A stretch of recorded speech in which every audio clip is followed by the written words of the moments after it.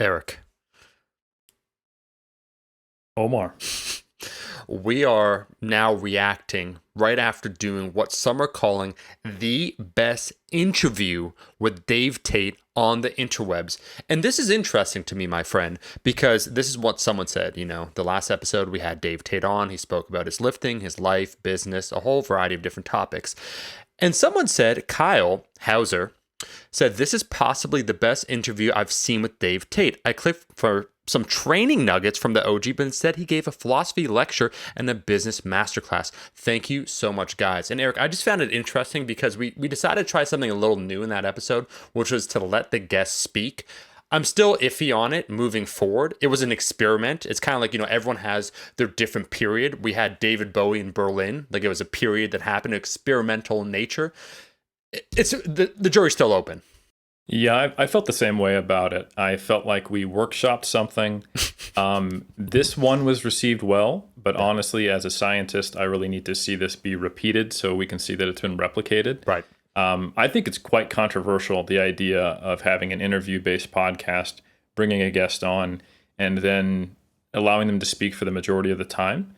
So the fact that it was received well is interesting, but I'm not sure if it's just because of who we had on, or perhaps, maybe there was some sporting events that happened at the same time, or weather, or just any other confounding factor. But it's an interesting yet unexpected outcome, I would say, for sure. Yeah, there's a lot of noise in the information, and we're going to need to slowly piece it out. So we'll keep everyone updated. We appreciate those comments. I will say that there were a lot of comments. So 2 I want to read in particular. 1 from those on iTunes that are helping us wage that war against the corporate cabals. I'll read that one. But someone also left a comment, Eric, and I'm not sure if that's a reflection on that particular episode where we let the guests speak, or just in general, it seems like a reflection on Iron culture.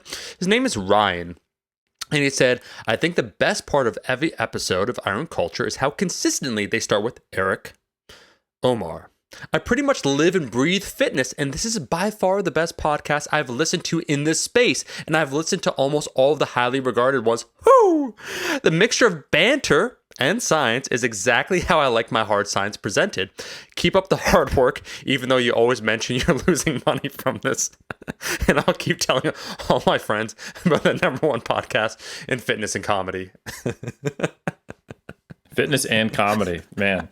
I always appreciate when people put as much time and effort into the reviews as we should put into the podcast. So it's always appreciated. So Eric, yeah, that's a fantastic review. I feel the exact same way, man. That's why I like to read these reviews, like full disclosure, everyone, because you put in time to write them. It's full of deep references, so it's almost our respect, our way of interacting with you. I'll just read one more and then we'll go on. I got an idea for this. Eric, I read this article. I'll tell you about it in a second.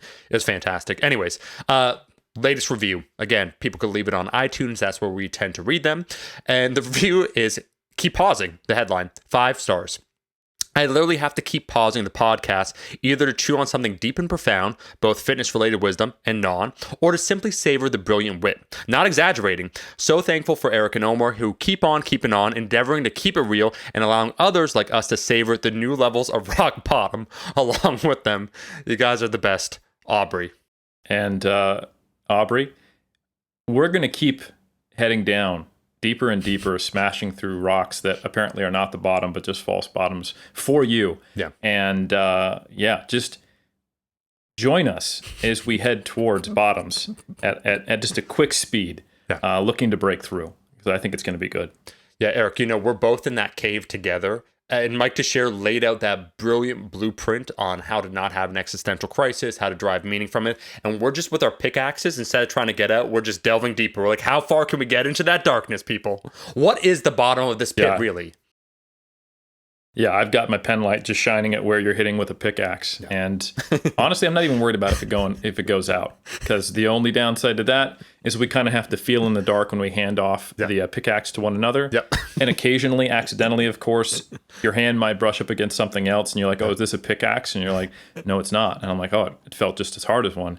And then, you get a break between moments of breaking through the next bottom. And nonetheless, all I can say is I really look forward to being with you alone in a dark cave, deciding which one of us is going to, attack the bottom, and, who will be the next one up, top, bottom, whatever. Yeah.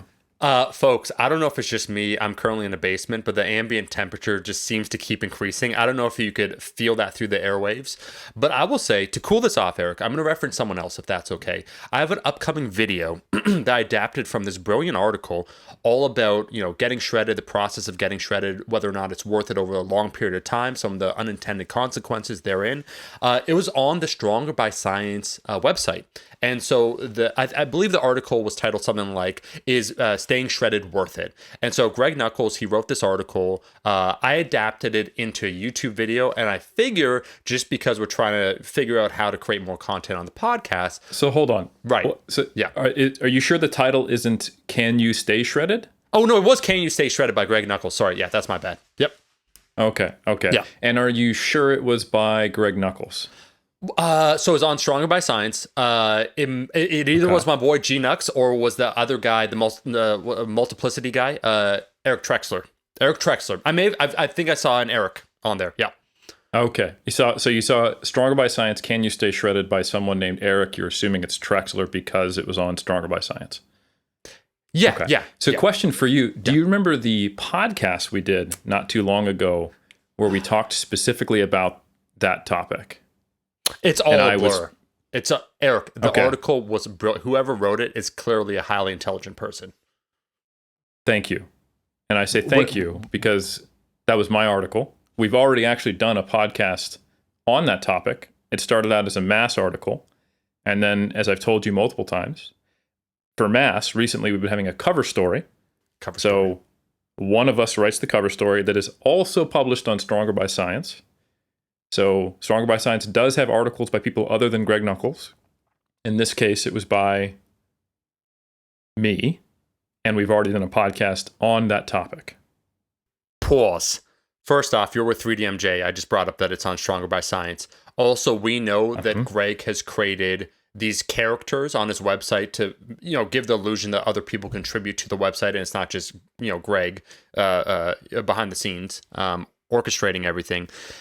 I don't know if plagiarism is the route we want to go for this episode, is all I'm saying. Like, if you're alleging that you wrote it, what was the name of the author on it?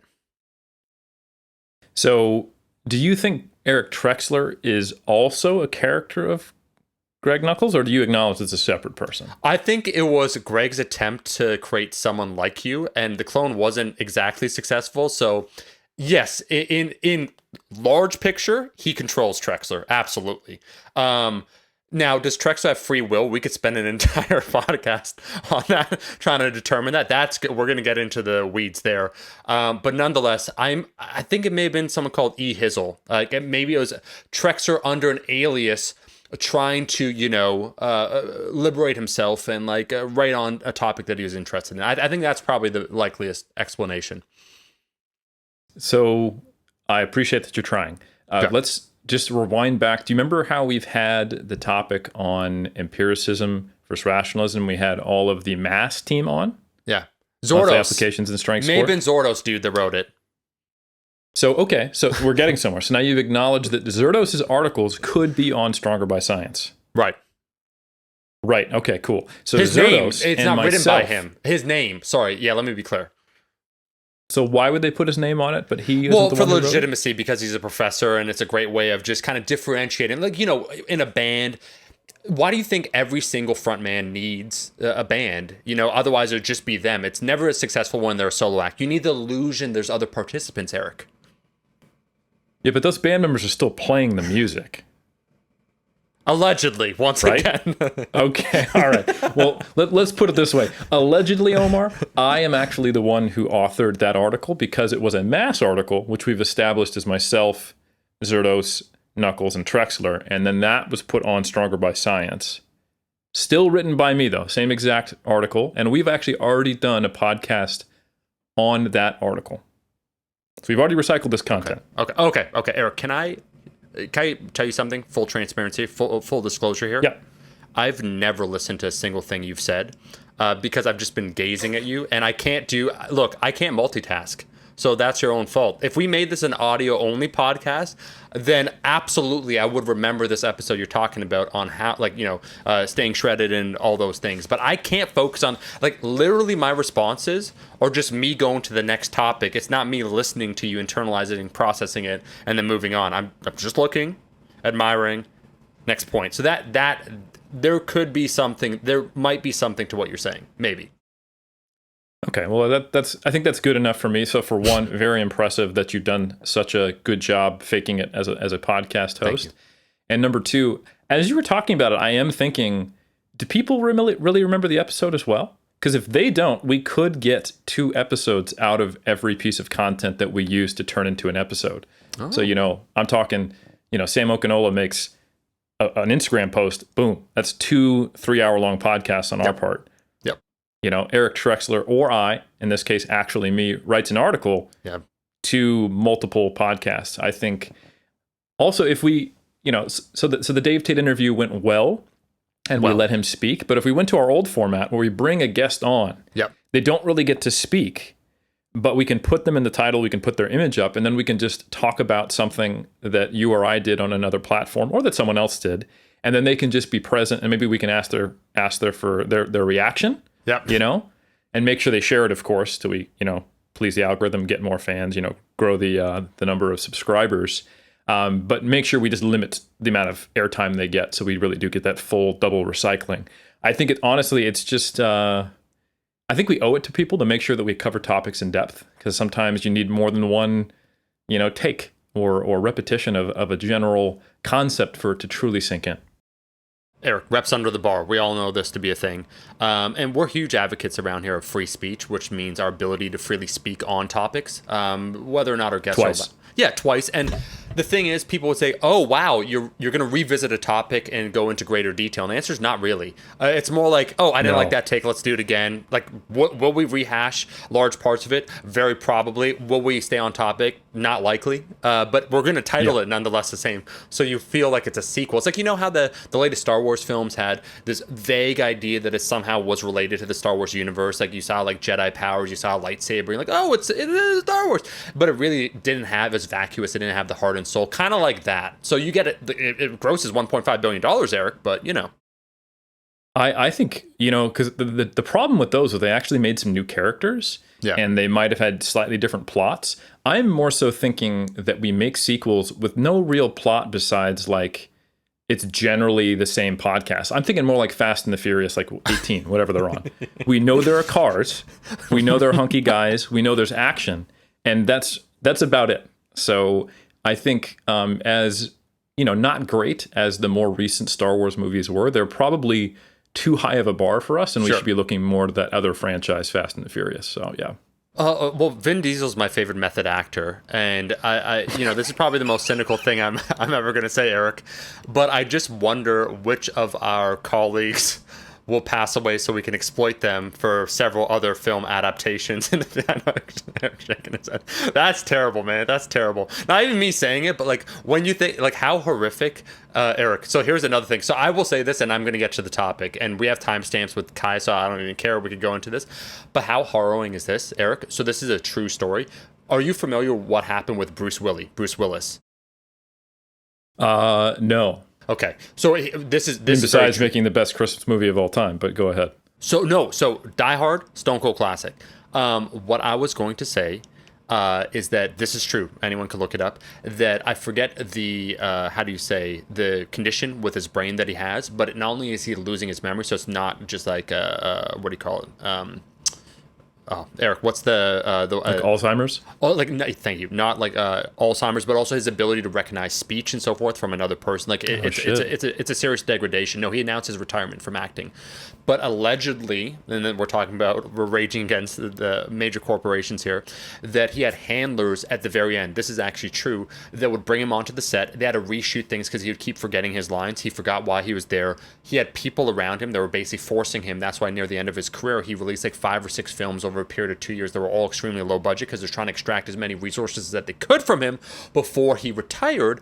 But not only that, Eric, like this is, we're going to save this one, folks.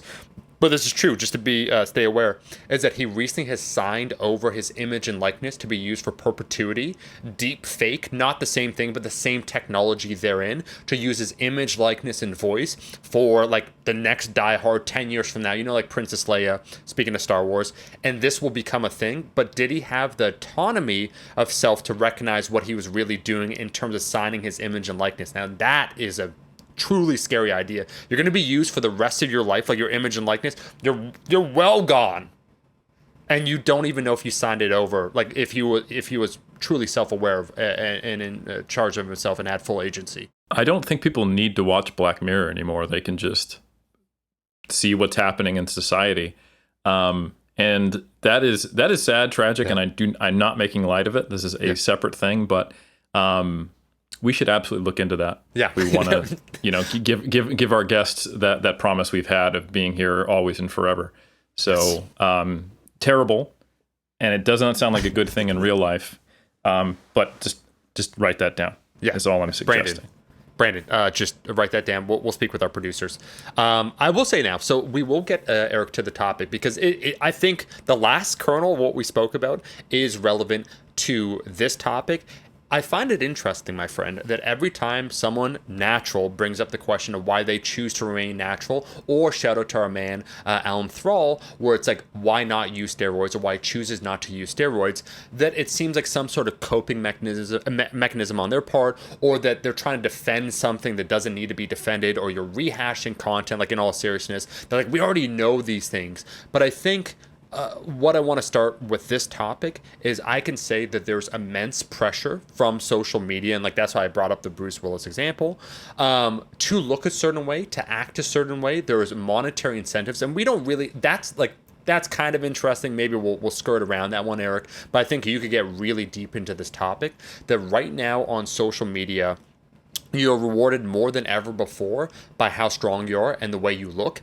And there has been a slow normalization and acceptance of people that are enhanced or don't claim to be natural outright. And that on the surface seems like we're destigmatizing PEDs, performance enhancing drugs and so forth. But it actually is kind of a narrow corridor when you think about it, because they're not admitting to anything. They're, creating huge impressions onto younger people. They see that they're being rewarded by these incentives. We don't see the consequences because, as we talked about, Eric, there's that graveyard of participants who get in, get out, get their money. We never hear from them. We never see what happens 10, 20 years. And so there's so many things going on at once. And I think it's even more pivotal now than ever before. Not only the question or the conversation of why one chooses to remain natural or why one chooses not to use steroids, but the motivations and reasons therein why someone chooses it in the first place. I think hasn't fully been. I think we've explored, like we had the late great John Meadows, but we've also spoken, Eric, and I'll leave it at that. We've spoken to people that make that informed choice, a concept that you brought up brilliantly on the podcast of informed consent, informed choice. Fully being aware of what you're doing. What we're seeing out there are basically young impressionable kids that have been lifting for maybe a couple years, choosing to be enhanced. And because it's a real-time event that's occurring right now, we don't have, it's much like someone that's advocating purely for a carnivore-esque diet or an extreme dietary practice.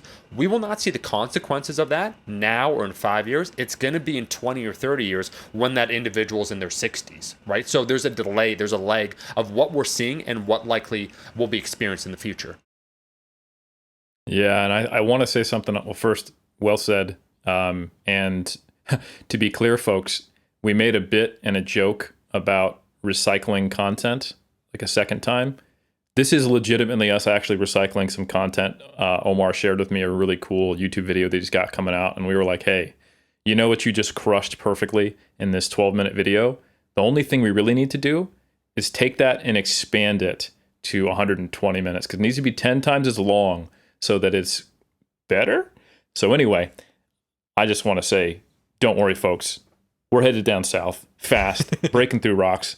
It's not the rock bottom. We're still looking for it, and we're excited to find it. But it won't happen anytime soon because there are new levels of depravity. In all seriousness, though, I think I want to say this on the front end, and it's really important, is that this is not us talking about why you should stay natural. That's not a subtle goal of this. Rather, it is us investigating and hopefully sparking some thoughts as to what choices go in to people not only choosing to use anabolics, but also choosing to stay natural. And I think there are, I'll be transparent in my own bias and belief. I think there are better and worse reasons to stay both natural and to choose to go enhanced. And some of them are indicative of a problem that if you're not dealing with it now, you will deal with it in the future. And I think to get it specifically what you're talking about. So to be clear, just for the record, this is not here's why you should stay natural podcast disguised as some philosophical discussion, because 100% it's not. Okay. Eric, it's conversion therapy for people that are thinking about being exactly. enhanced. No, God loves you, but have you thought about not being who you are? No, it's not that. 100% not that. And like you said, in evidence of that, we've had a number of people who we highly respect and who we think have made the right choice for them, who are not natural. And I have friends, colleagues, and people who I have learned a ton from. Like, Dave Draper is one of the folks who, rest in peace. He competed in an era where that was normal. He's talked about it, not to the same extent, but nonetheless, and the level of deep thinking he has and his thoughts around it and all that stuff, he's not alone. There's a lot of people. I think John Meadows was an incredibly wise person, again, RIP. And there's many like that. And what I'm getting at there is that there needs to be a certain level of introspection and a choice made that really aligns with what you're actually doing and the long-term outcomes that may or may not come for you. And to kick things off, Omar, and I'll say this and I'll kick it back to you. Many times when I see young individuals choose to decide to be enhanced, the road and the frustrations, because it is honestly in this case frustrations that lead them there, and the goals and the values they have are the same that lead someone to quit. And that sounds weird when you think about it. Like, that's not ideal. Like, a monumentous decision of going on drugs that you may have to be on in one form or one dose or another for potentially the rest of your life, depending on how far that rabbit hole you go down. See our previous episode where we talked about that Larry Wheels video. That came from the same thing of where you would stop lifting. That sounds really non-intuitive when you first think about it, but I think that's 100% the case, because it comes from this frustration of not being able to achieve some external ideal that social media or society has told you you're supposed to look at. And it's indicative of a goal that eventually is going to frustrate you rather than propel you towards, self-improvement. Folks, Eric just already nailed it. We're 20 minutes into the podcast. I think that's it right there. And to be perfectly clear, as we said, this isn't a conversion therapy episode. That who you just shouted out, like great John Meadows, Dave Draper. If we look at the people that choose to be enhanced, the total amount of people, are they representative of the average person in the modern context? If we take a look at the numbers, which are increasing, that choose to be enhanced, are they representative, or are they a slice of informed people that are making a choice that they've thought enough about, they have the self-awareness, introspection, they know who they are, they know what they want? I think we're speaking to that much larger pie of what we're talking about specifically, and I think you absolutely crystallized it in the sense that the exact same, they're at a crossroads, essentially, a lot of people, and it's a question of framing, of how they frame their journey, because inevitably it's a question of being dissatisfied. So they reach a point in their training, it's comparative, right? We're on social media or anywhere else, and where they are isn't enough. So you basically have perhaps three choices at that point. Choice the first, this isn't worth it no longer for you. And I think one of the brilliant parts, Eric, about lifting in general is that the reward mechanisms are baked in early on. So it's really fun when you start lifting. It gets you in there. And when you have kind of that crucible that will occur at some theoretical point in strength training, hypertrophy, doesn't matter, a few years in, where it starts slowing down and where you want to be, where you are isn't where you want to be. And it seems like the timeline to get exactly where you want, which is ever changing. And we have to admit that it's a dynamic case. Like, I think if most people, we had this conversation before on this podcast, if you asked me when I was just starting out, what would be a cool squat? I said, oh, like 315, man, would be great. Oh, you hit that, you want more. So we have to recognize as we participate in the journey, there are ever shifting goals. But what will tend to happen with a lot of people, they'll reach that critical point where they're not happy with how they're progressing, where they are. They see some sort of destination that, once again, this is the whole question, the insatiable appetite for more, they think will make them whole, maybe, because we all have to remember that our goals are always shifting, like shifting sands. And so either one, they quit. So it's a question if they choose to quit because it's not worth it to them. And this is no shame. One of the things that I wanted to say, I didn't say in the video, is, I'm an advocate for being like a lifelong lifter because that's personally how I frame it, how I enjoy it, what it does for me, the satisfaction that I derive from lifting. Cool. That doesn't have to be everyone. And I don't think there's any shame if someone does the calculus and they decide, Eric, for themselves, that maybe lifting is no longer for them. It's not worth it. So that's not what I'm saying. But the question the first, choice the first, maybe quit. Question the second, which people would joke about, would be the coping response, which is now reframing. So it's a question of how you look at things. Let's get introspective. And we've spoken about that and we could talk about that. But the third choice is like, okay, so I'm here right now. I'm at point A. I want to get to point B. What I'm doing isn't currently working. What is something that would rapidly accelerate what I'm currently doing? Because now I identify I'm not where I need to be. What is the potential solution? And one of the ones that absolutely will provide you with a temporary boost, hypertrophy, strength, and everything else would be something notable like PEDs. Now, the part I think, and I want to kick this back over to you, that I find interesting and I didn't mention in that video is that when I said that the choice to become enhanced wouldn't change any of the qualities that one needs in order to succeed, meaning that if you're natural and like the dedication, discipline, desire, the idea of persevering when it gets difficult, deciding, to wake up and train earlier when you didn't want to deny yourself of the cake and all those other things, those key character building qualities won't be enhanced, pun intended, when you choose to be enhanced. But the other side, I want to say, Eric, is true. And this is something I didn't say in the video. I'm talking now about the big slice, not the Dave Drapers.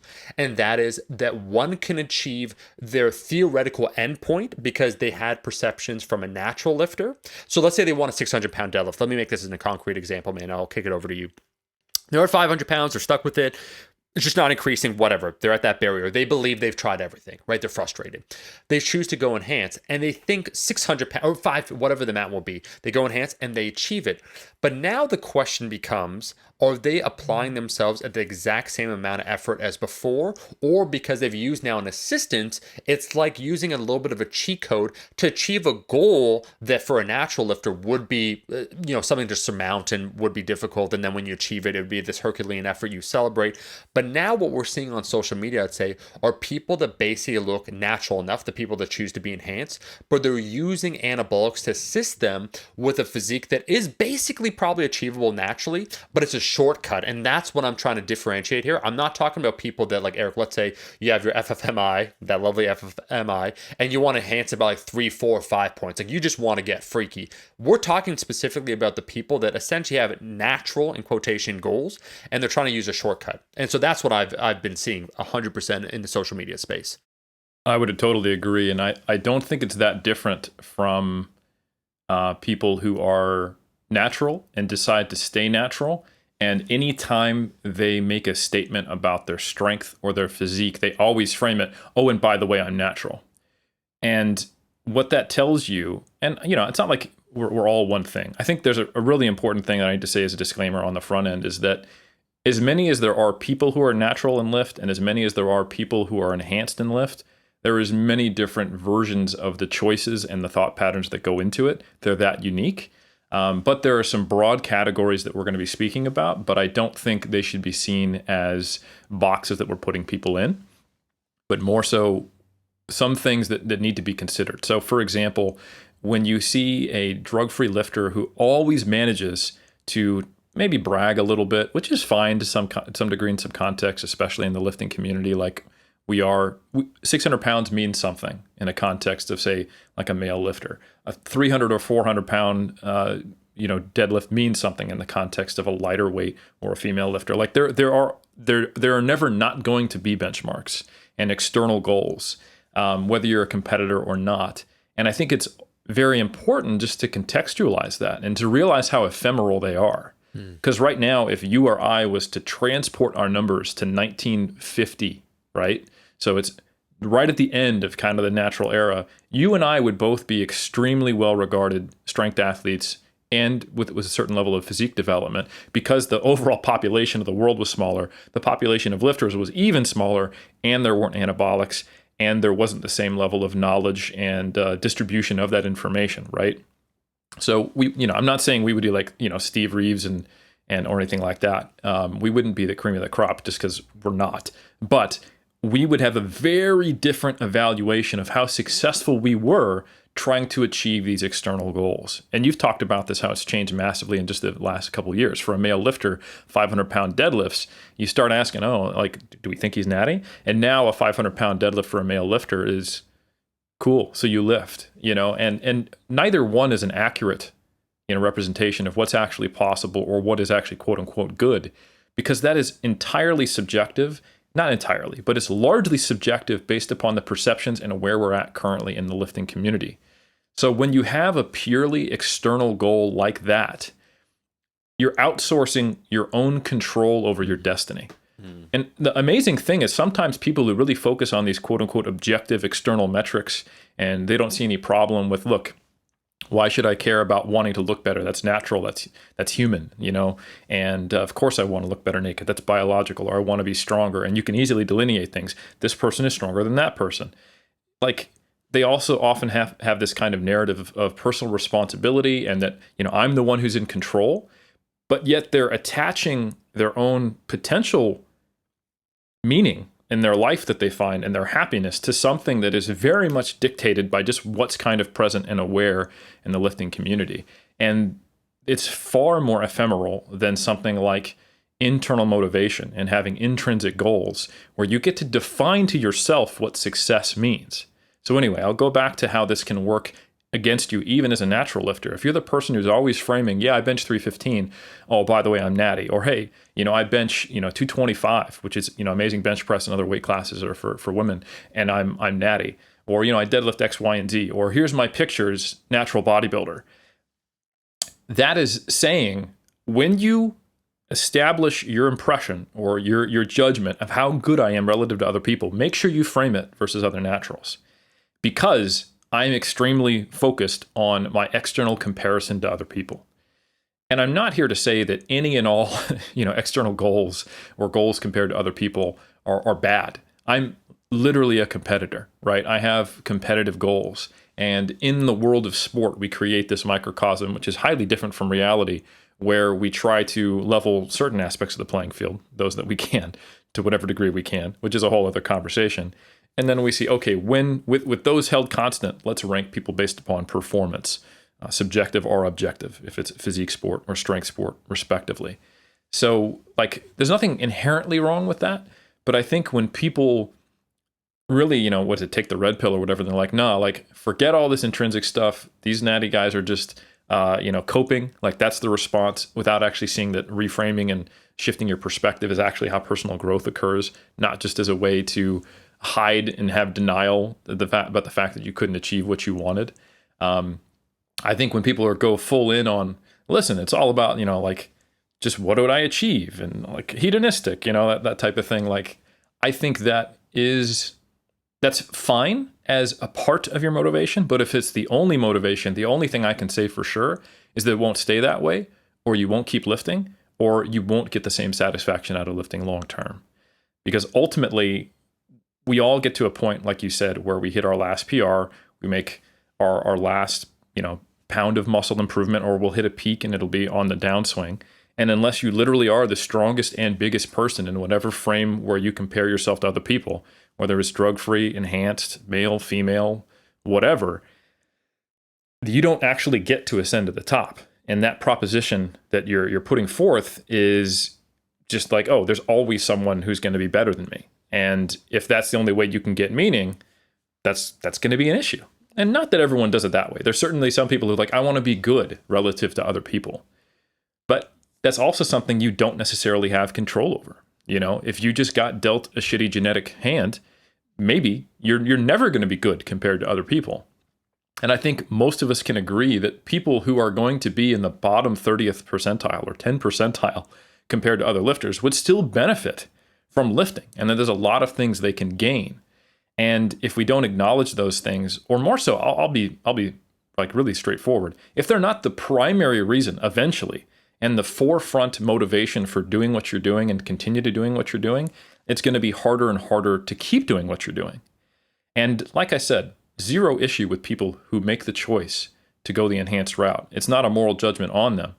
But for people whose motivations are largely attached to those external outcomes, not from a competitive perspective and performance, but achieving some standard that makes them feel like they're okay with themselves or worthy, I do think that's indicative of a deeper problem that will, if it doesn't crop up now, it'll crop up later for them, and it'll affect their mental well-being. Eric, we're 30 minutes in. This man's just dropping fire. There's so many ways that we can go.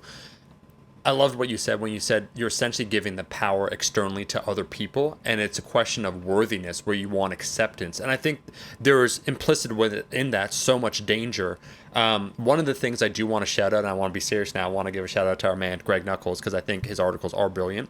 He has one, I think, Eric, it's from 4 or 5 years ago, where he talks about the distribution of lifters and what's actually happening across time. I think it's like 2017, because he compared from the USAPL like 2012, 2013, 14, 15, 16, and basically just to summarize it very briefly, his conclusion was the talent pool is getting bigger and deeper, not that the average lifter competing is getting that much stronger. So you're seeing these new totals being hit. If you go from a population, this is very intuitive and simple, 10,000 participants to 50,000 to 100,000 to 200,000, as you get a larger and larger talent pool, and it's deeper because now you're attracting people, there's maybe monetary incentives, so people that wouldn't have participated, other athletes, because let's be honest, some of the most athletic people are probably playing other sports. So they need a reason to compete in something like powerlifting. So anyways, now that you compensate as more notoriety, attention, mechanisms to be rewarded, you're having a deeper talent pool.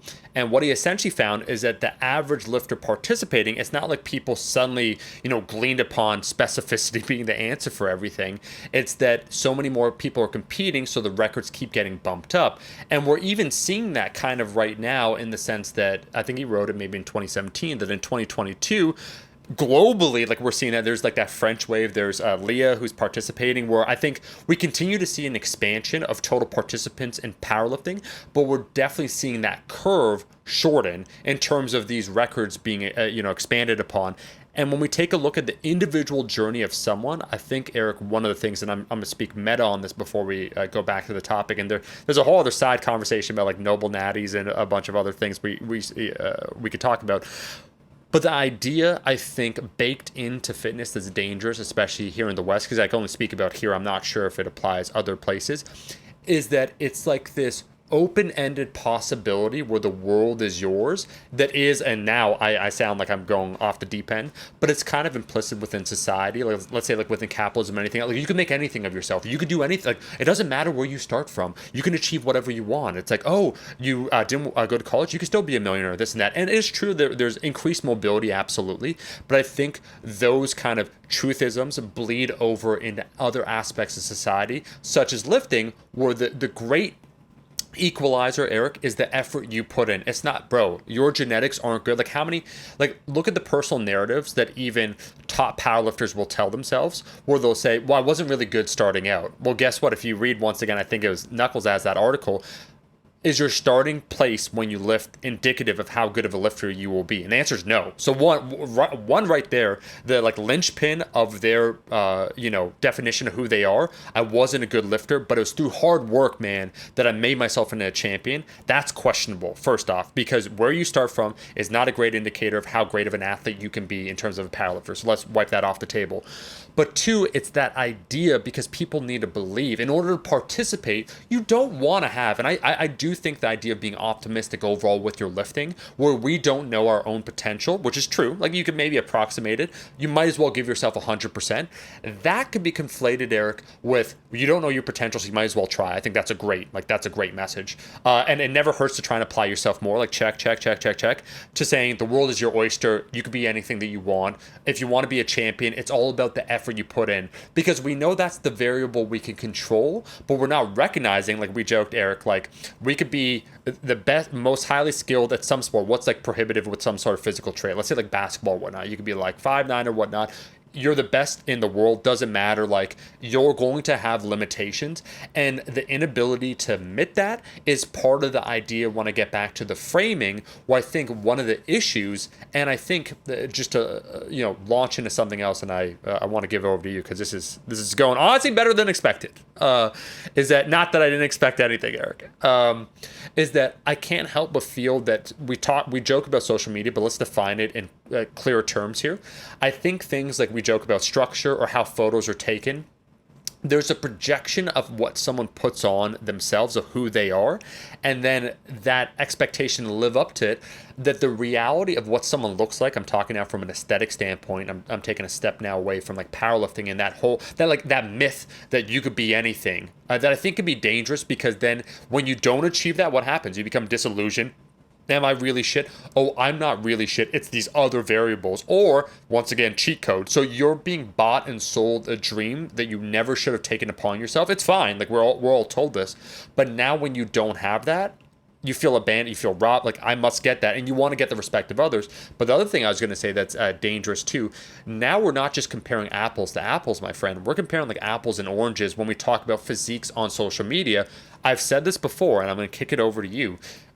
Talking specifically about aesthetics now, I was surprised. Eric, you know how many people said they were 5'9" to me online before I met up with them? All of them were like, honestly, like 5'6". Not that there's a problem with height, but I'm looking at them and I'm looking down at them like several inches down.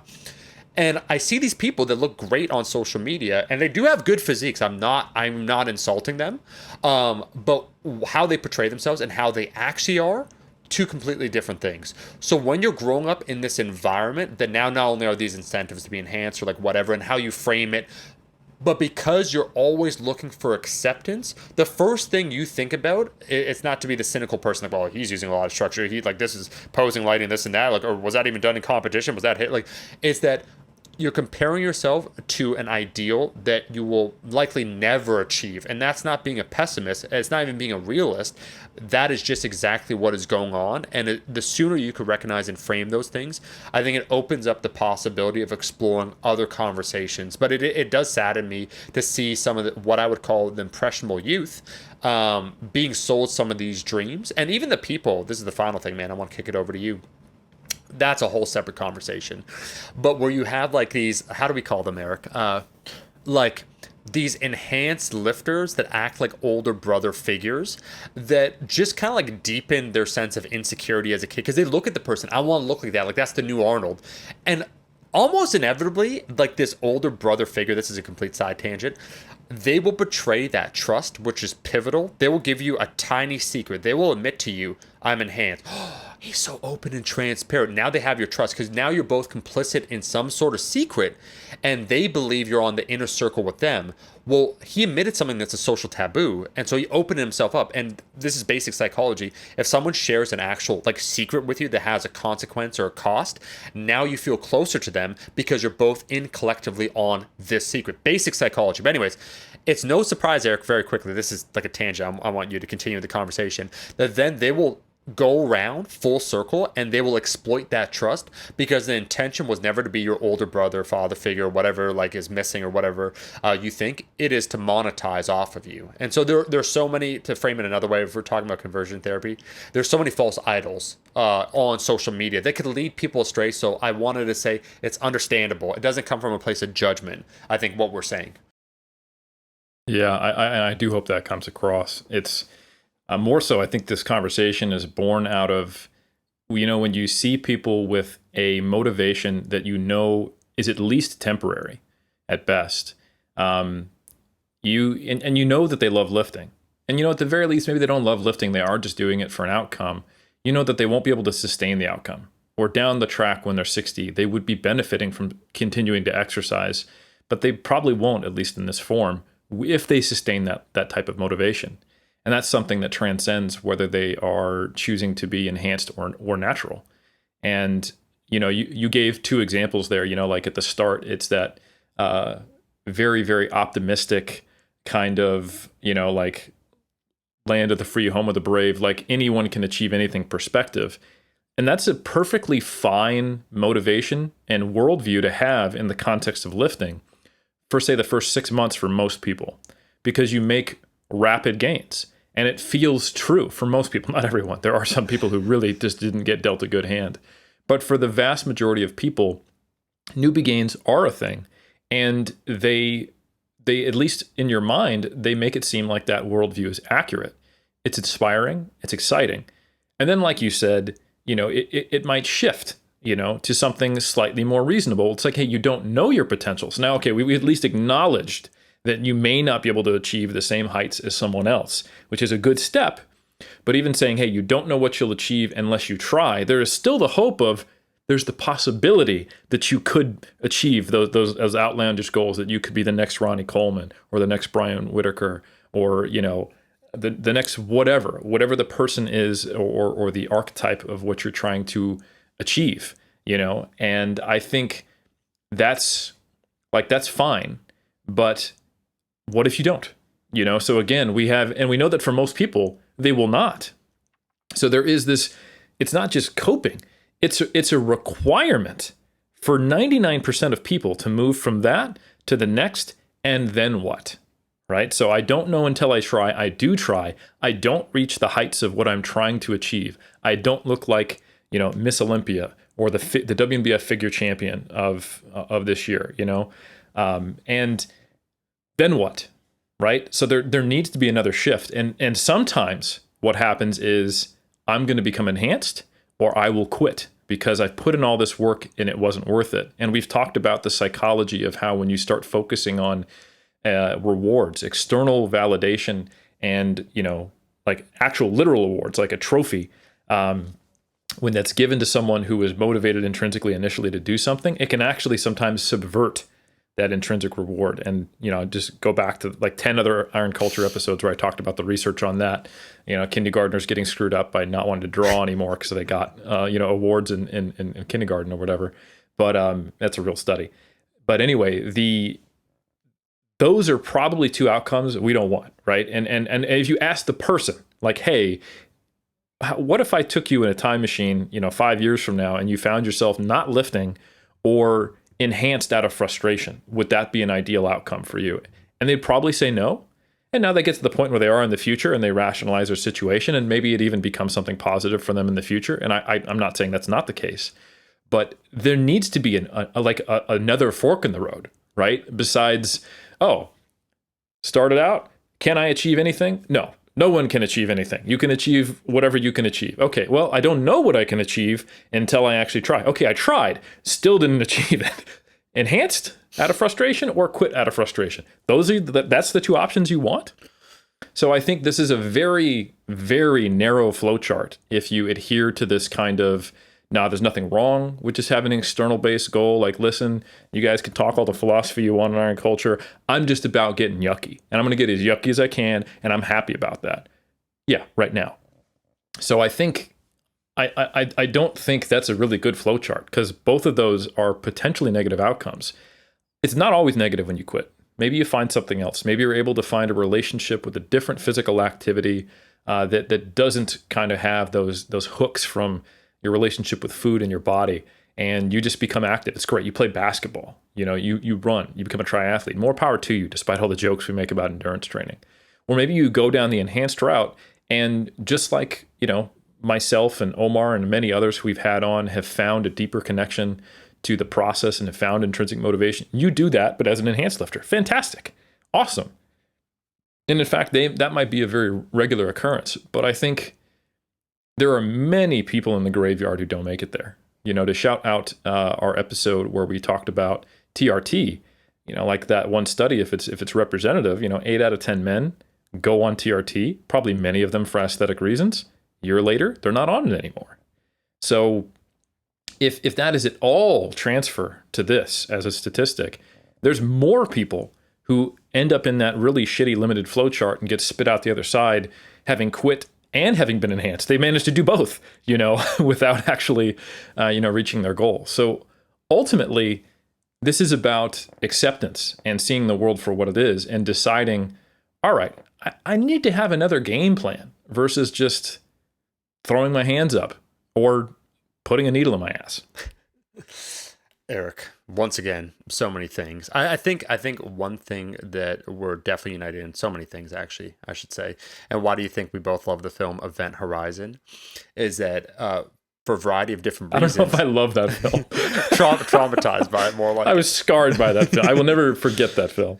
I think I was trying to think like why, like obviously we think about these things and so forth, but I think you and myself, without getting too personal, we've had large reversals of fortunes in our life that open us to the possibility that whatever is happening, there's the unexpected that might occur. So any potential situation, we try and play out in our head, what does it look like? And I think if one hasn't experienced that, so like a huge shifts, swings in fortune, so like a calamity happens out of nowhere, like whatever, that everything's kind of hunky dory. It feels good. And like you don't know the cliff that you're riding or what you're approaching. And I think as an outside observer from interacting with enough people, we know it's going to happen. Like that's like to reference another classic film, Keanu Reeves and the other guy, Bill and Ted Face the Music. At some point, you have to like grow up. And the joke that I'm making here, it almost reminds me, not people, like again, not to lump everyone into these categories, but some of the people that choose to go the enhanced route, it's like young dudes that try and delay college or anyone, keep taking courses, elective courses, because they don't want to enter the workforce. It's not time to grow up yet. Where that idea, and you said this, and this is exactly it, man. And I've observed this TRT, same idea. I don't want to shout out specific channels, but I've observed since being back now on YouTube, there are a few people, Eric, that have admitted to taking TRT. Fine, hey, no judgment. But I could tell you this definitively, that their physiques, despite taking what would be considered a low dose, like a low cycle, and they should theoretically, because they're young enough, they're like 29, 30. If they really trained hard, Eric, and these are the two things that are happening at once that I've observed with a lot of these people, and that's why I said they go enhanced, a lot of the people I'm specifically talking about, but their gains don't reflect, if they applied the same effort, let's use that umbrella concept just to like program, like all the various things one must control in order to make progress, that they had when they first started lifting, that excitement, that willingness to do everything, their physique would look markedly different than what it looks like when they choose to go enhance. And what I mean when I say that, I've seen a few examples of that, guys that have gone on TRT 29, 30, Eric, and their physique looks largely the same, not because they're not responders or they're taking a low amount, but already that lessening has been occurring within them. Their motivation is going down. Their willingness to commit to this lifestyle isn't really there. So they're hoping to get a bump from this outside thing that they're taking, and they're hoping to derive the benefits without necessarily being as dedicated. And so that's what's also occurring simultaneously as they decide to make this choice. And I think the big question, and it's not even, again, it's not pessimism, but it's just born of being pragmatic here. Okay, at some theoretical point, as we discussed, you're going to hit your final PR. You're going to add your last pound of lean muscle. You're going to have your best shape. It'll be maybe 5 years from now, 10 years from now, 15 years, 20 years, doesn't really matter.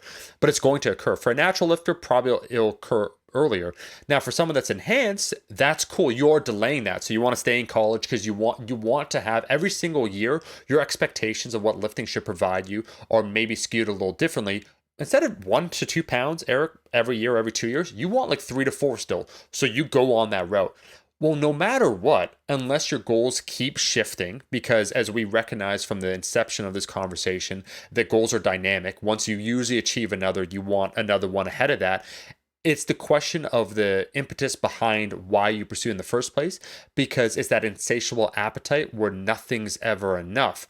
And if we recognize that two things are going to happen, we're approaching, and that's why I brought up that example there, is that we're on this conveyor belt and it's going to be ending. You will be adding the last amount of muscle at some point, even when you're enhanced. Like that's what's going to happen. You've delayed it now by 10 years. And that's not a problem. And I'm not trying to pretend, Eric, if someone, at the age of 40, they gain 20 more pounds, they look great, and then they suddenly quit. That is the worst thing in the world. I'm like, how dare you, shame on you. It's that I think they don't recognize by the choice that they're making, they're delaying a reconciliation within themselves that has to occur at some point. And I personally feel anticipating this from seeing people in various scenarios. And honestly, like that's why I brought up the example of that guy he won the Canada Cup years ago now, but the things and sacrifices he did, and now he was a shell of his former self because he's always tethering it to time in the past. And to me, that always gets like sad where you recognize your best days are behind you because you're not willing to do what you did to, get that jacked. So that's the most jacked you're ever going to be.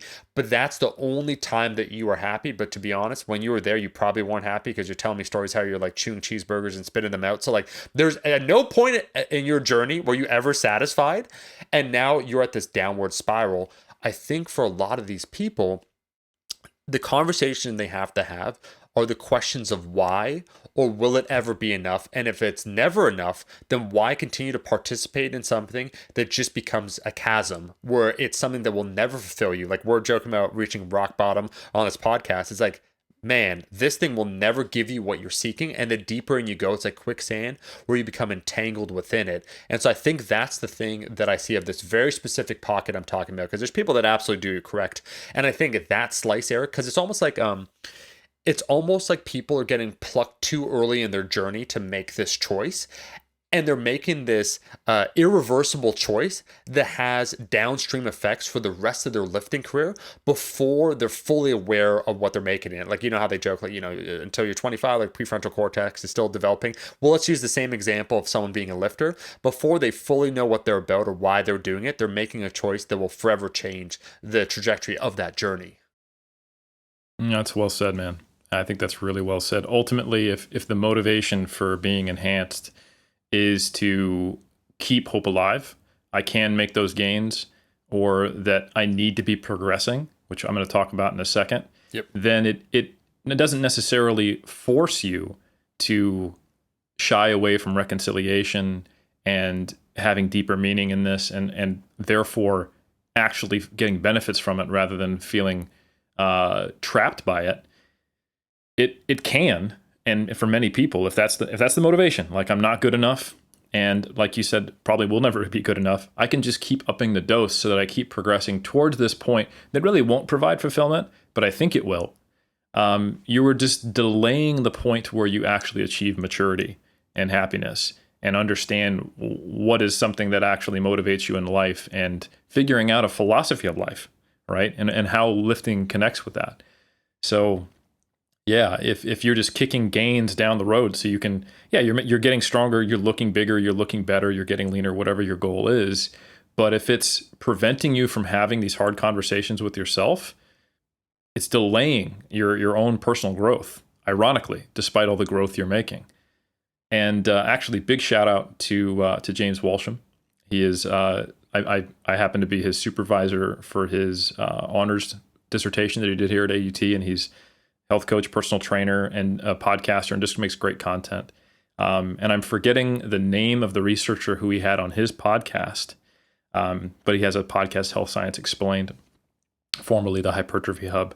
And anyway, James did a great job interviewing a researcher on body dysmorphia, specifically a researcher who focused on males with, quote unquote, bigorexia, right? So one of the things he talked about, this researcher, is that the tyranny of progress, how what we often describe as a really, a better way, an evolution of like, oh, I need to achieve a certain standard. Instead, just focus on progress. This is about personal growth. And the reason why I love lifting is because I always have the opportunity to progress. There's always something I can work on. I can always be better. That is the positive side of that coin. But the negative side of that coin is that if I'm not progressing, then I'm unhappy. I'm not good enough. So even when you shift it out of having this external goal, you can have this neurotic, obsessive need to always see progress. And that can also drive someone to the point where forget steroids and anabolics, just becoming more and more and more rigid and less and less resilient, and just closing their circle around them of, I have more specific meal times, limited foods, I have to work out for this long. I have to train to failure or pass failure. I have to progress on a week-to-week basis, and just becoming more obsessive and neurotic, and really just kind of grinding yourself into dust out of this sense of, if I'm not progressing, I'm doing something wrong and I'm not okay. I'm not heading towards that point that maybe one day I will feel okay. And if that can lead to anabolic use or not, I think I've ran into people who are natural or enhanced who have this, instead of progress being something that leads to continual self-improvement, because they have that as a philosophical perspective and it extends far beyond just the numbers in the gym or the way I look in the mirror. But people who do confine it to the numbers in the gym or the way I look in the mirror, then all of a sudden the idea of progress is something that traps them and holds them captive. And it prevents them from making decisions that make them happy. And they're constantly tired. I mean, I've been there and I've also seen many people be there. And again, the decision when you're in that place to then jump on gear and see the progress again, it gives that initial relief like, oh, geez, okay, now I'm making progress again. And it's actually easy. But it is, again, just kicking the can down the road before you actually look at the hard truth of, man, I've got a pretty unhealthy relationship with lifting and I need to do some personal reflection and evolution because I'm unhappy and this is not sustainable. So I think that can happen, but it can be made worse by using, anabolics, but anabolics aren't the issue, right? It's the underlying perspective that person has that is the issue. Yeah, man, I can't help but feel for those people where they define themselves by those metrics, like the self-worth or the journey itself, whether or not it was worth it, and understanding that no matter what, you'll never be satisfied, and just that overall mentality. It's interesting to me, Eric, because on one hand, someone who follows that, it's like living and dying by the sword. All of these conversations, and this is the problem, as I joked about, like the carnivore diet or whatnot, they can actually be what's the term? Not debilitative and rehabilitative, but like it will be spurring you towards greatness. Like that same mentality, the insatiable need for more, will allow you to progress for a long period of time, and it might be the mechanism that pushes you forth to achieve like your best physique. But it might be something that actually is going counter to you in the long term, meaning that you're developing all these underlying issues, so like bigorexia or like whatever the case might be. So on the outside, anyone observing you, let's say you're like a willful participant on social media, man, they're looking better and better, like better physique, leaner than ever before, stronger than ever before. But in terms of the mental outlook overall, and then the things that are growing underneath it, where it's actually not like a small issue now, the relationship with food, like increased food focus or like body dysmorphia, or all these other things, is that you've sacrificed so much underneath it that the tip of the iceberg is kind of your progress. And so on the surface, this person's doing better than ever. But when you look underneath it, it has had all these large scale consequences that have never been dealt with. And now you're dealing with someone, which I think that's the inflection point, Eric, that we're getting to, that you reach people that essentially almost become, and I'm not trying to be too dramatic when I say this, like almost broken humans, meaning that those same methods that were giving them the results that they wanted were the exact same methods that were secretly destroying them over a period of several decades. And now that they can't get that check mark of like, I made progress, right?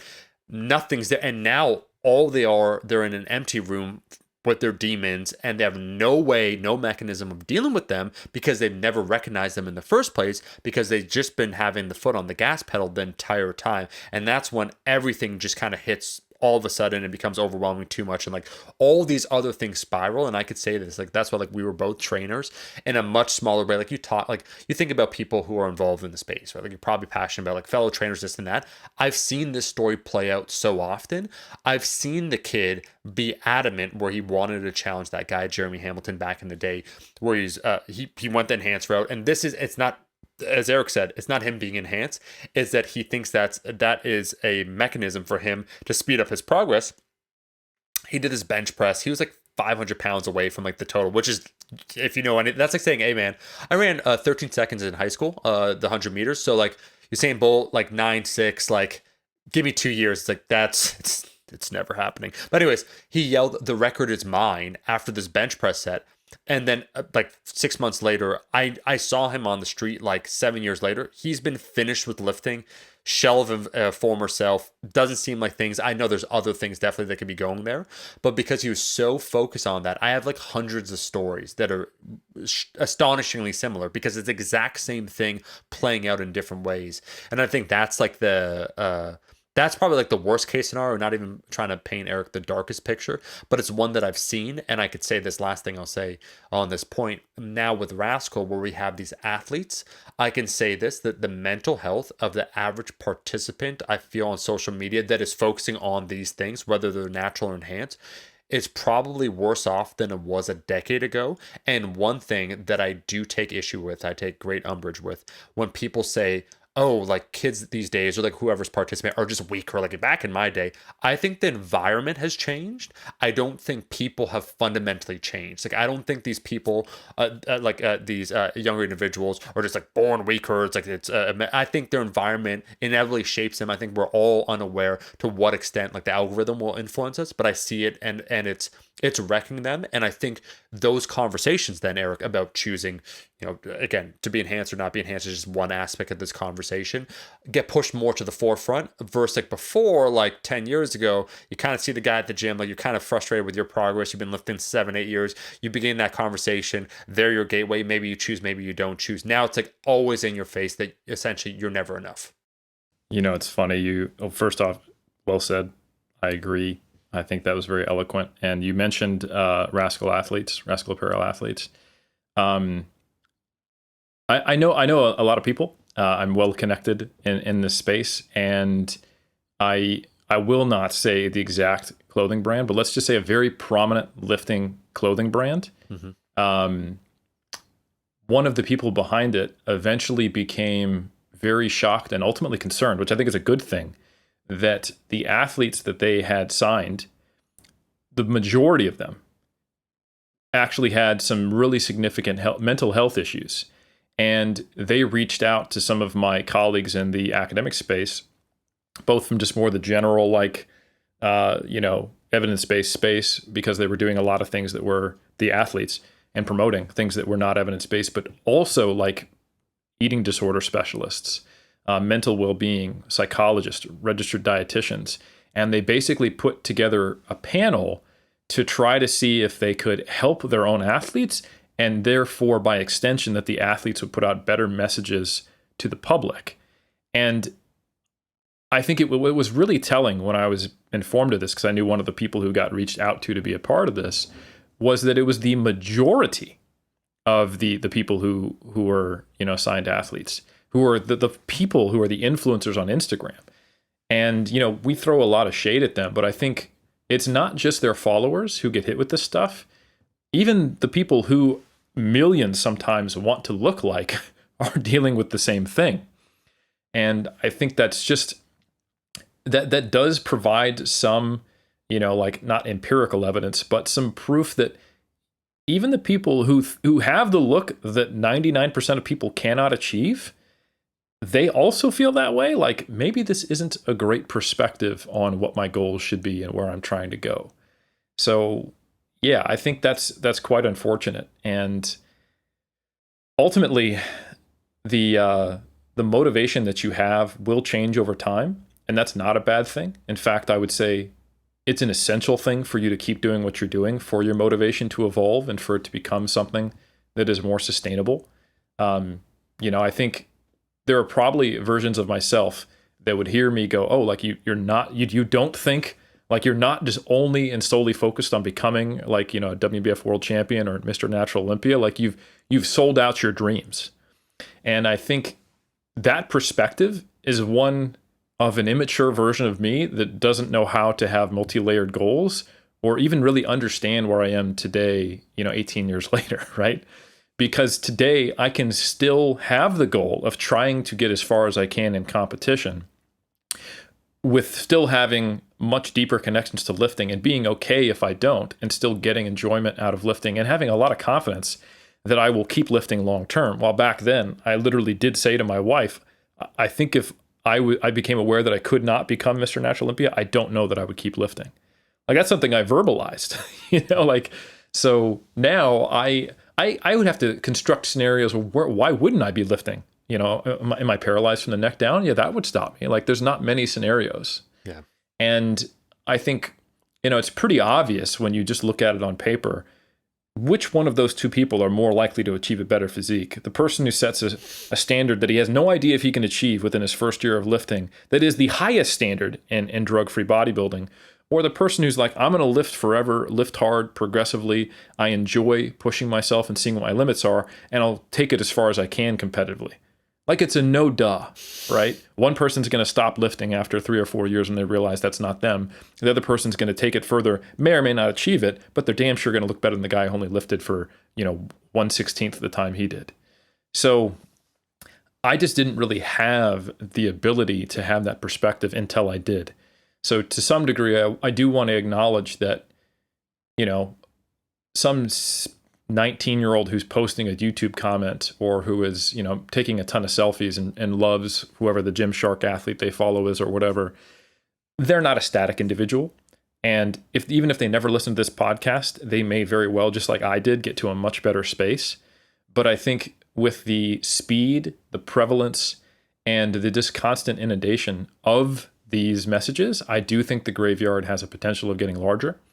And I just hope that we are providing, some perspective that can give people just pause to think about this. Because there's nothing wrong. And that's another thing that you see sometimes is people who are really damaged by this. And you see this in the anti-diet movement, right? People who had legitimate, eating disorders, body image concerns. It may have been life-threatening. They may have lost friends and family.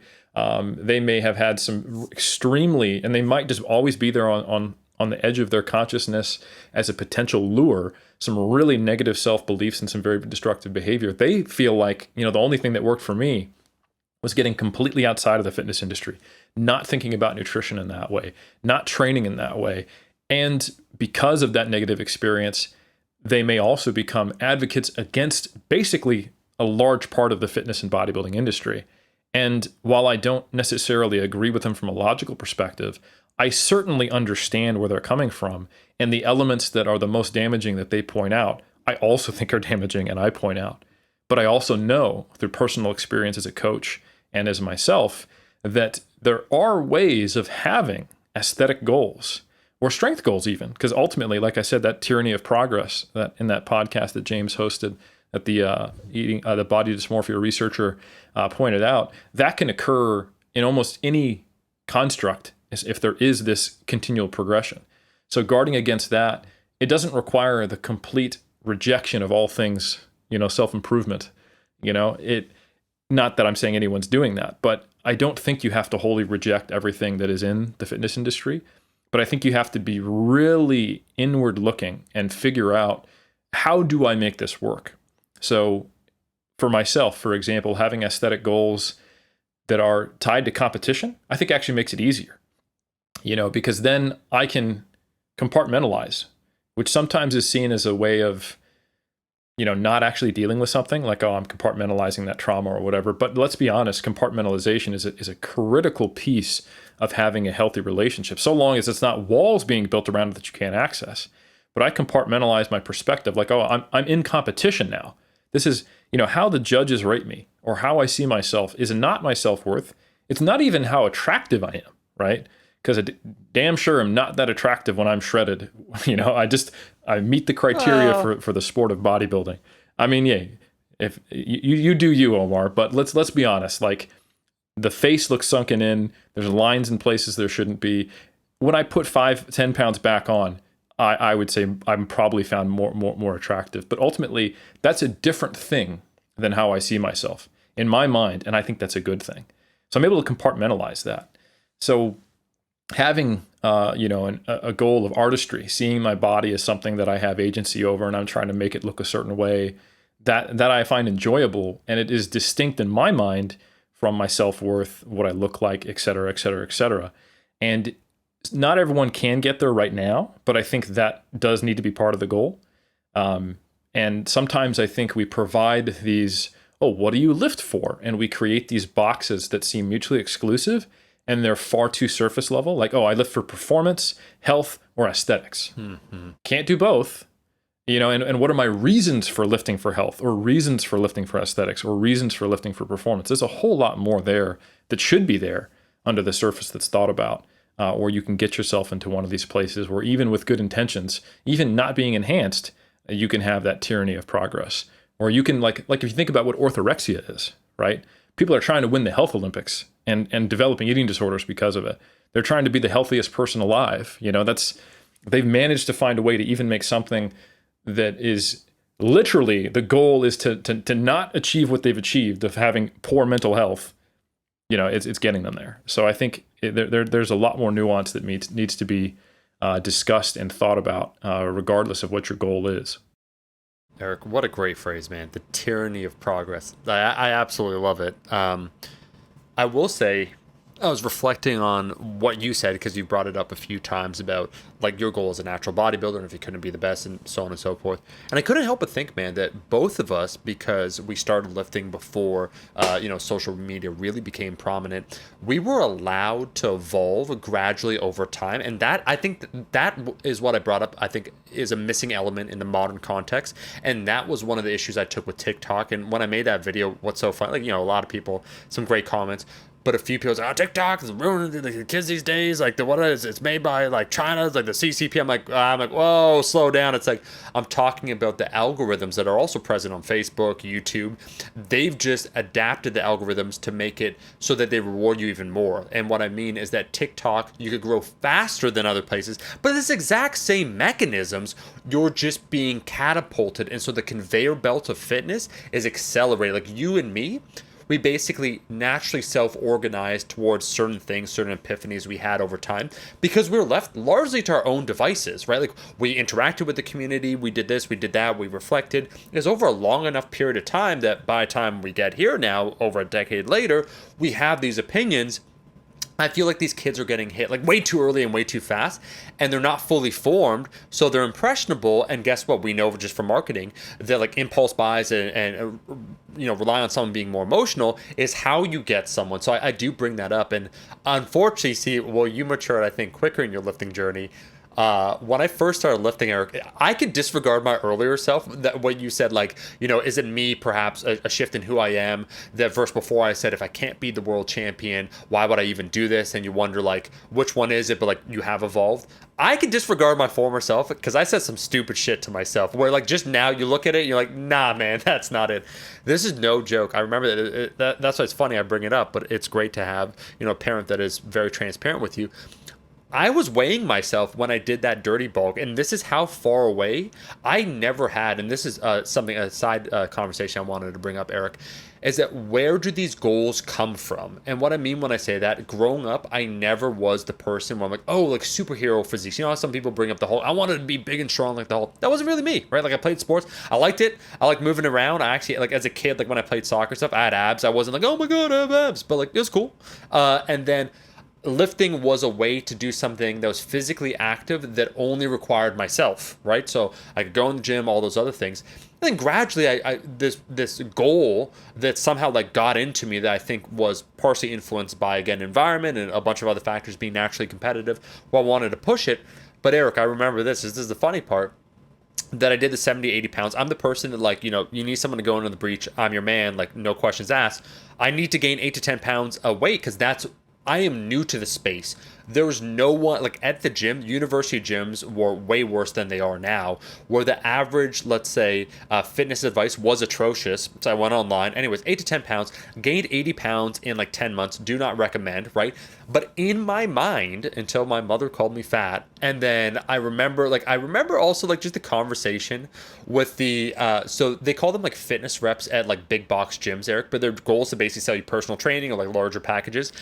And I was just like insisting to her where she had the, fat loss device or the body fat measuring device on me. And I was like, all right, I'm like 220, right? Like I went from 145 to 220 and I was asking her because she did some bodybuilding. And I remember, because I could read people, right? That the way she was trying to answer was a politician answer where she didn't want to tell me the truth.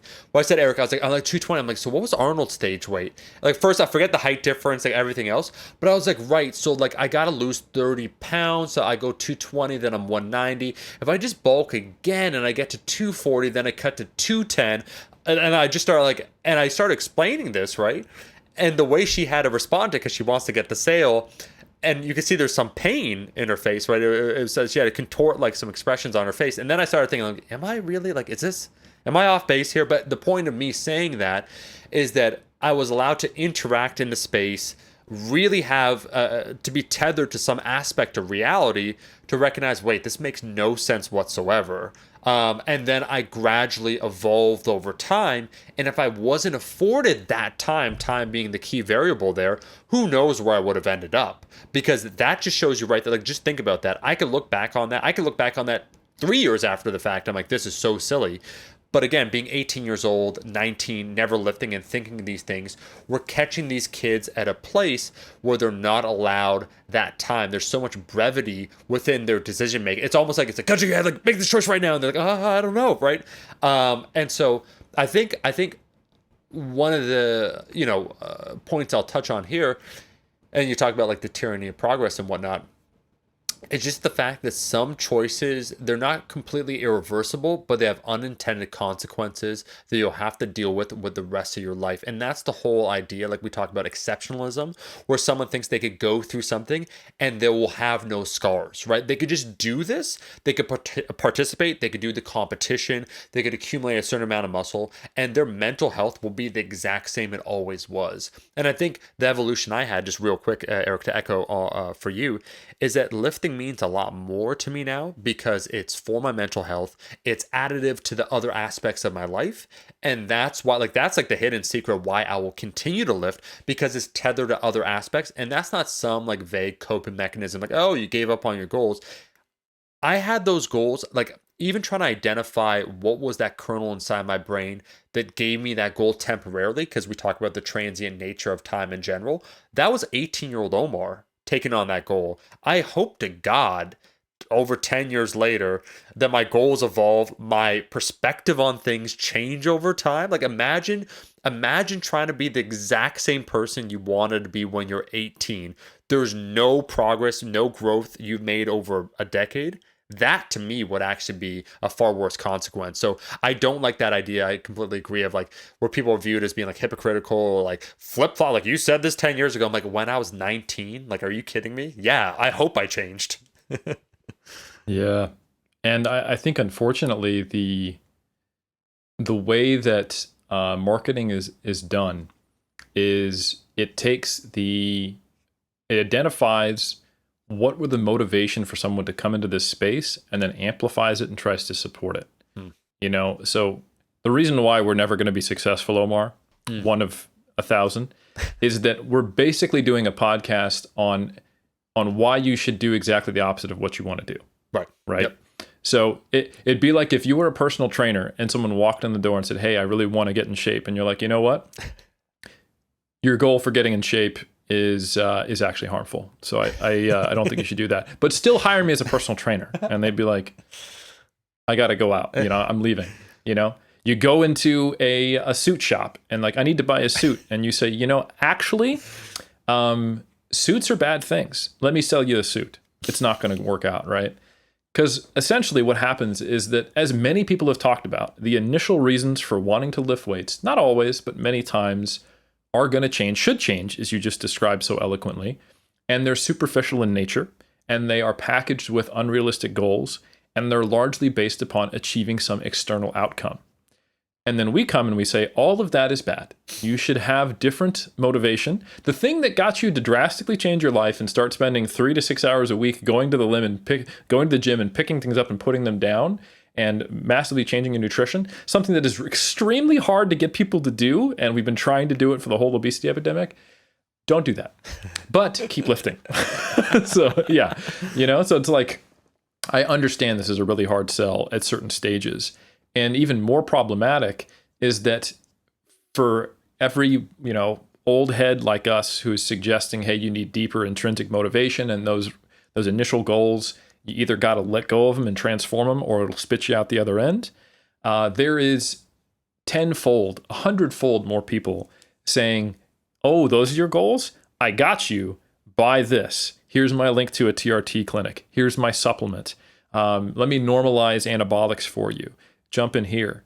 And I think just to highlight how pervasive some of the negative aspects of this are, think about it even in the natural side of it. Like, often you will see people who call out fake natties.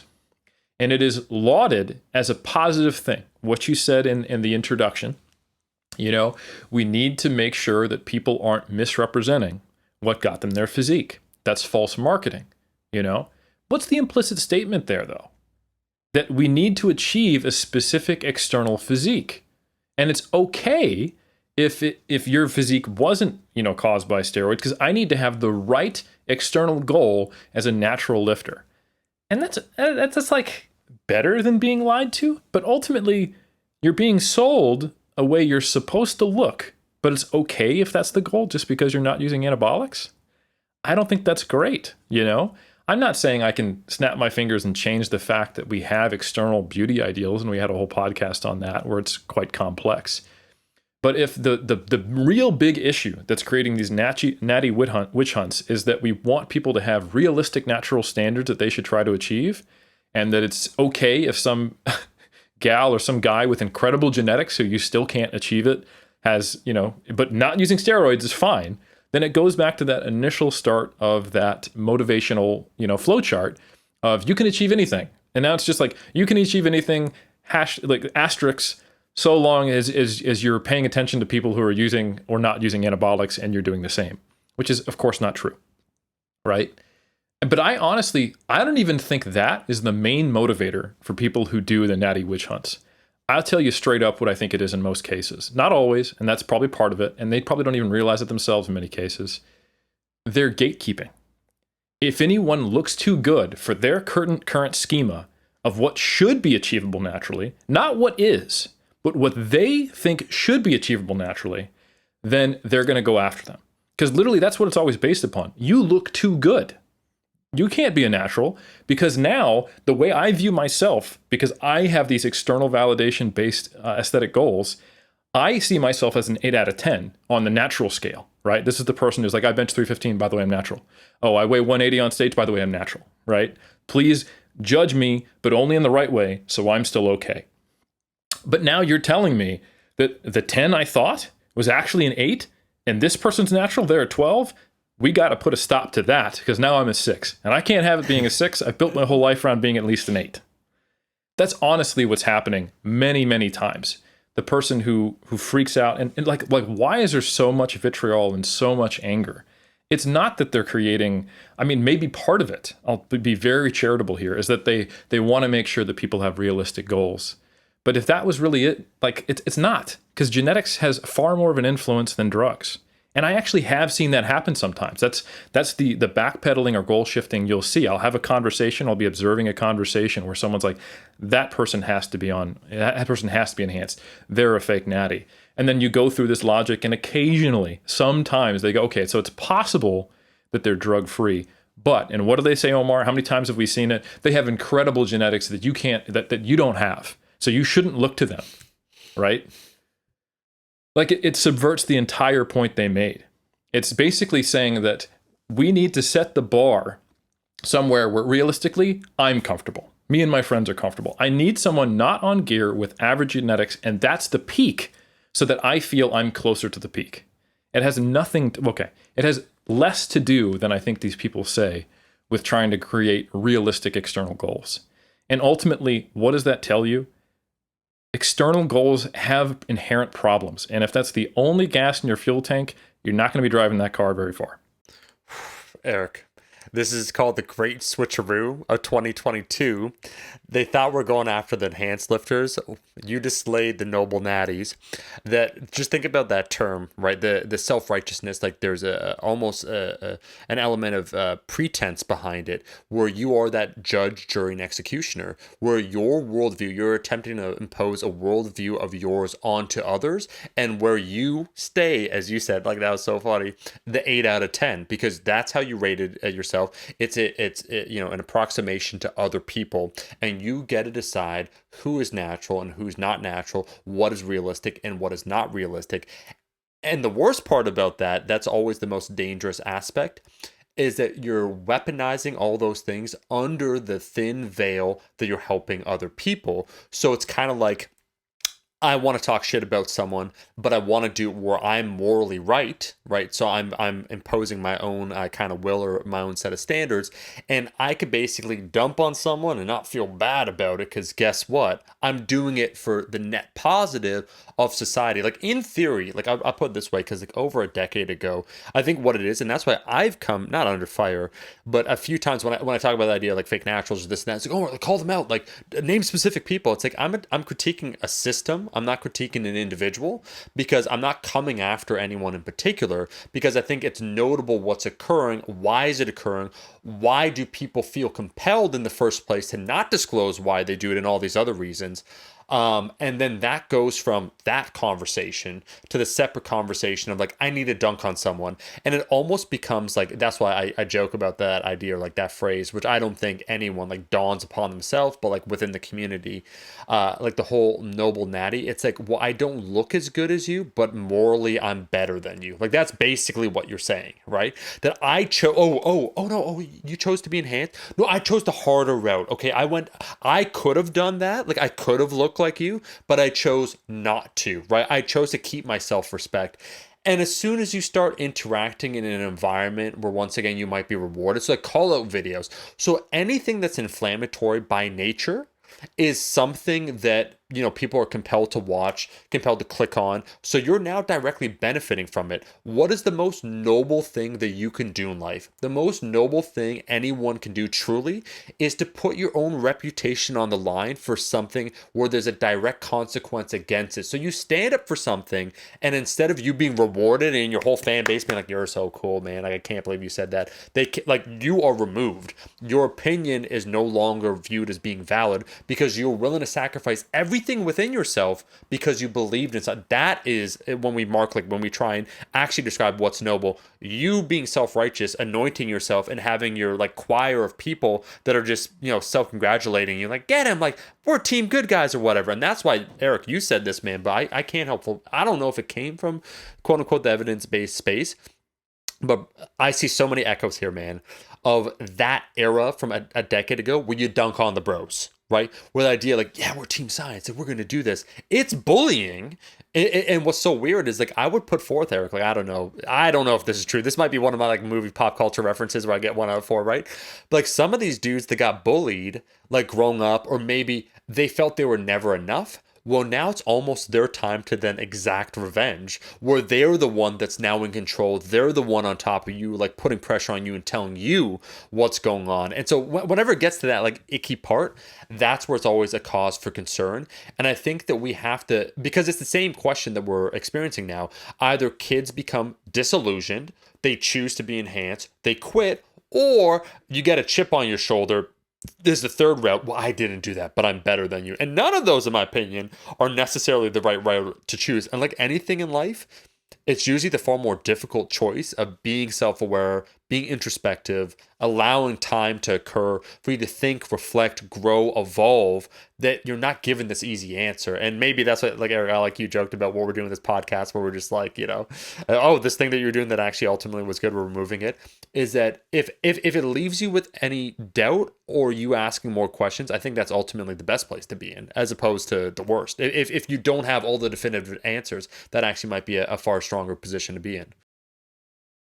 That's really well said. And a lot of this comes down to is if your goal is to be better than other people, like which many times it is. Like the reason why I'm like, anytime someone says like alpha in the fitness space, I have to eat my lunch twice. I have to like swallow back down to throw up. Yeah. Because like it's always related to like being the alpha, being better than other people, dominating others, whether that's I create what are other goalposts allow me to feel like I'm an 8 out of 10. So I'm at least decently high up the social hierarchy. For a natural guy, I have a great physique. Or, oh, you thought he was natural. He's not. Let me call him out so that I can maintain my position in the social hierarchy. Or it's, okay, what are the strength standards? I need to get to at least good so I'm acceptable. Like I said, some of that's probably ingrained into mammals and, natural selection and all that. But you probably need to be aware of it. Like you want to know that that's what you're buying into, and that ultimately it puts you in a place where you're either being bullied or bullying others, if that is the main, kind of goal. And there's a reason why we have these contained, safe-ish spaces. I know people get hurt in sport and stuff like that, but it's contained. It's saying, look, in sport, we've created this place where we can see, when we control all this other stuff, who is superior, and we reward that. But notice that the problems even come from that. Like the fact that we often have sports champions as moral authorities and symbols for kids. Like very few people actually, when you ask them, go like, yeah, we should have a basketball star or a track star or a rugby star or football player as an idol for a kid, right? Especially parents. They're like, realistically, I don't think my kid can get there. And it might be a really hard thing for them to realize and go for that their whole life. So they focus on other things like sport outside of professional sport and Olympic sport at the highest level.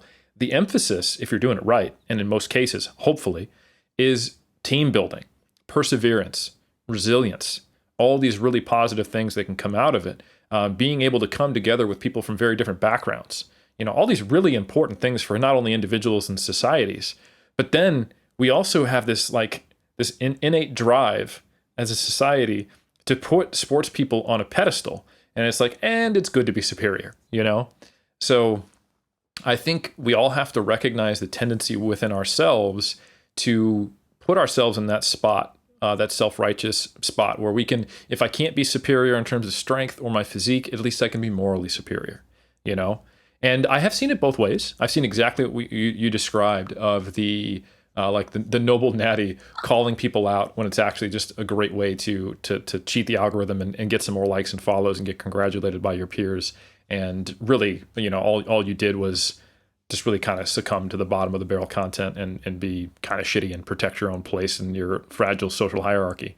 But I can't even blame you that much because we keep getting told that we need to at least reach a certain standard to be good or average or above average or great or elite or whatever it is. And again, in the context of sport, that's fine. There's nothing wrong with it. I don't think it's going to go away, and it shouldn't. But we have to be aware that in other contexts, that can be an issue, and it can prevent people from sticking with lifting or even wanting to start if they come to the space and see some of these more toxic conversations. So it's a challenging thing, but I think ultimately it needs to be thought about, and being in a place where you are uncomfortable by hearing this is a good thing, because then maybe there's a seed that's been planted that will hopefully be interrogated, rather than getting stuck in that very limited flow chart that we talked about earlier, where ultimately there's no good end. It's like Bro Science Life's video in 2013. It all ends in back to, do you even lift? And the answer in this context is you probably stop. So no, you don't. Yeah. Eric, my God, I could see the headline now. I love when people aren't charitable, where they'll take something out of context and then that'll become the headline, and then that'll be the basis of them forming an argument against you. And for us, it'd be something like this. These crypto Marxist ideologues believe that competition is bad and that everyone deserves a participation award. That's what they're basically saying. Everyone's equal. Is that what you're saying there? It doesn't really matter, right? Like, you as an individual, your rights as an individual. I do. It is funny to me because at various points, not of what you've said, but like, I see like the genesis of not where someone goes astray, but where it's like, all right, like that work on yourself shit, I'm not going to think about, I'm just going to double back down. like at this point here, like, you know what, but it is a problem though. Like, or the fact that, the fake natties or whatnot. The worst part, Eric, I feel, is to be successful. And that's why I'm joking when I say this about the podcast, because we have our 20 or 30,000 of our closest friends here, that when you become successful doing something, there's intense pressure to keep doing it. And so you almost get trapped. If you even started with like noble enough, like to joke on that, intentions, inevitably then you're just trying to appease the algorithm. So at some point you're trying to appease someone, the validation, to get the validation of other people, to be accepted by other people, from a monetary standpoint, from a notoriety standpoint, to be a content creator of note where people watch you, and thus that must mean you have something to say of importance. That you basically get trapped in one of these kind of hierarchies, and it's constantly it's a race to the bottom because you're essentially always comparing yourself. I'm just pleased to say that for us with Iron Culture, that we eschew all that masculinity in crisis, which is coming up, and that's why at the top we've never said it, Eric. But instead of being like alpha, that implies that you try and conform to societal standards. We're two sigmas. We're two lone wolves that cohabit. We make the ranking system. Yeah. Yeah, like everyone else exists in a caste system. They can come to it.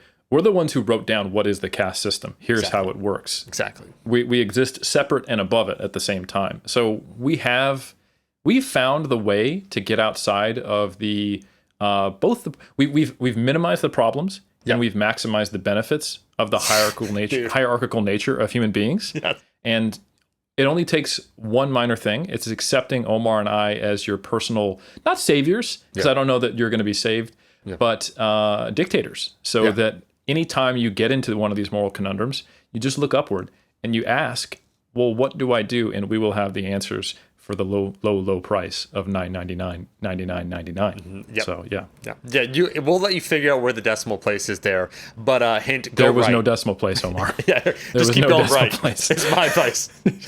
I ended in dollars there. Yeah. I will say, man, no, I think this has been a fantastic conversation. I think there's a lot of food for thought. This is chicken noodle soup for the lifter soul, hopefully. That is like when we joke about like the spiritual warfare, why it feels so good to do this. And I like that's one of the epiphanies I had. We joke, and to bring it full circle, what this person said about how we joke about losing money is because we're not beholden to anyone. We could say whatever we want. Usually when people say that, that is basically an excuse for them to say some inflammatory shit and not be checked on it. For us, it simply means it allows us the freedom of expression to explore ideas without thinking like either like a sponsor, but it doesn't really matter. But also because we don't really check the views. Eric, we should revisit. Like that's the sequel that did well. Like if we wanted to create this as a structure that was intended for rapid growth, it would inevitably kind of start poisoning the system and the thought process of some of these episodes. So what you're experiencing are essentially from a time way back where people weren't incentivized purely by monetary compensation. We've managed to avoid that largely, I would say, through my ineptitude of not realizing one could monetize it. And now, Eric, it's too late to go back. So we must, with our moral righteousness, insist that we're doing it for the love of the craft. So that's how it happens. It's like, this is a true story, Eric. I was having a blast, man, creating content on YouTube. My first 50 million views, I didn't run ads. At first, because I didn't understand how the ads worked, I thought like, oh, they interrupt the videos and like it's you condoning the ads. And I'm like, I don't want that, which is true, right? Like I wasn't quite aware of it.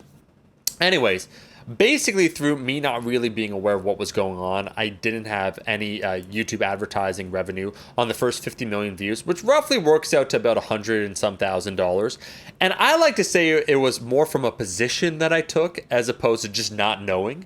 And we'll just maintain that on Iron Culture. Yeah, it started out with no one cared, so we wouldn't have a sponsor. So we said we won't take any sponsors because we want to stay unfettered. Yeah. Then we went through a phase where we actually sought out sponsors from people who aligned with us, maybe Rogue, maybe SBD. Yeah. They weren't interested. Yeah. And then we doubled down. We said, well, we never even want any sponsored. And we point out the one time that we got a really crappy deal offer from a company that we didn't want to go with as evidence that, no, this is true. This isn't just us coping with being rejected by our peers. And now we have fully forced ourselves to be in a position where even if we did get an offer from a sponsor that perfectly aligned, would help our reach and actually help our cause, we would say no because we've taken a moral stance. Yeah. So, our egos have put us in a position where we're only going to lose, just like you, if you have a purely external focus for your goals and motivation. And that's how I bring it full circle. Eric, brilliant, man, brilliant. I think I'm going to end exactly on that because this episode, wowza, I'm going to say it at the end. I usually say it at the beginning. It's a monster episode. And I will say if you want to participate, right, in a free way where we're not incurring a bill onto you, you could go ahead and leave a rating and review on iTunes because these are fantastic. Ever since we've been mentioning YouTube comments and we're getting 20, 30 an episode and we read them, it is remarkable. Like one of the things that I am astounded by, Eric, is the simple fact that, it's an hour and a half, but the references that people bring up, and you look, so the average, hey, Eric, take a guess. This is average watch time, so keep that in mind. But guess what the average watch time on the video portion of this podcast is? Guess what? Let's say the average length is 75 to 90 minutes. Guess what the average watch time is? 18 seconds. 6 seconds. They just wait for us to say, Eric, and then Omar, then like click out. It's between 25 and 30 minutes. That's the average watch time. So you look at that and you look at like people, they start it, they stop it, they jump to different points. That's a lot. Like the average YouTube video is like 3 to 4 minutes. Like on my channel, it's about 5. So let's say the average video is about 12 minutes. Like they're basically listening to on average half of the podcast, someone that clicks on it. So it just impresses me. Shout out to all the attention spans of the Iron Culture audience. I know at least 1/3 of you are hearing me say this at the end of the podcast, and you are the highest in the hierarchy of that we are creating here. So definitely lord that over your peers and tell them that they should be more like you. Exactly. And we'll say like every single Monday we'll be here. You can go ahead and leave that rating review. We'll read it. And we look forward to seeing you from now until the end of time.